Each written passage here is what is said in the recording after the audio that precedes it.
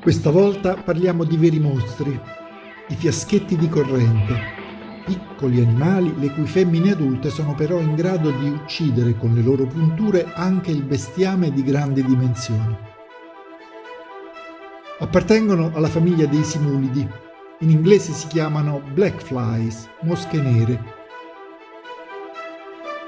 Somigliano infatti a piccole mosche scure e ingobbite. Quando sfarfallano dai fiumi, le femmine, per far maturare le uova, devono nutrirsi di sangue.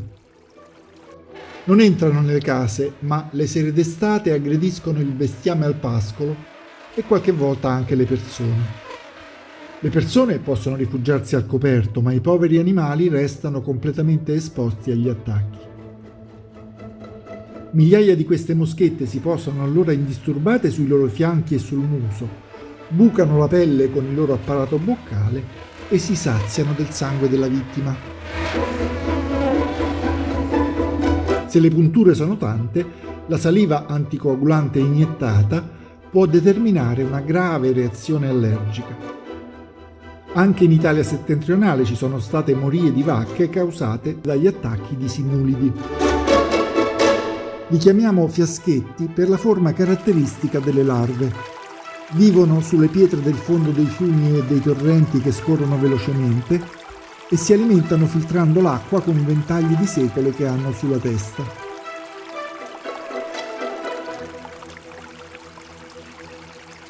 Si aggrappano alla pietra con una corona di uncini in fondo all'addome.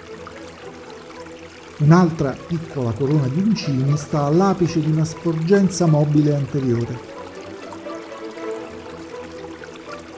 Serve per spostarsi in modo non molto agile.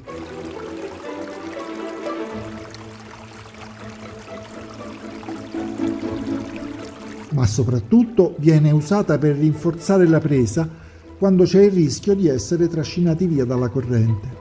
Essere trascinati via non è una buona cosa per gli animali che vivono nei fiumi. Non si sa mai dove ti può portare il flusso. E allora gli animali di acqua corrente hanno come imperativo primario non perdere la posizione. Se rischia di perdere la presa, la larva si piega ad U con doppio attacco sul substrato. Ma se questo non funziona, c'è un'ancora di salvezza supplementare. La larvetta immediatamente fila una bava di seta che diventa un filo resistentissimo. Poi, con calma, se lo rimangia per tornare al punto di partenza. Vediamo qui quanto è rapida l'emissione e quanto è resistente il filo di seta.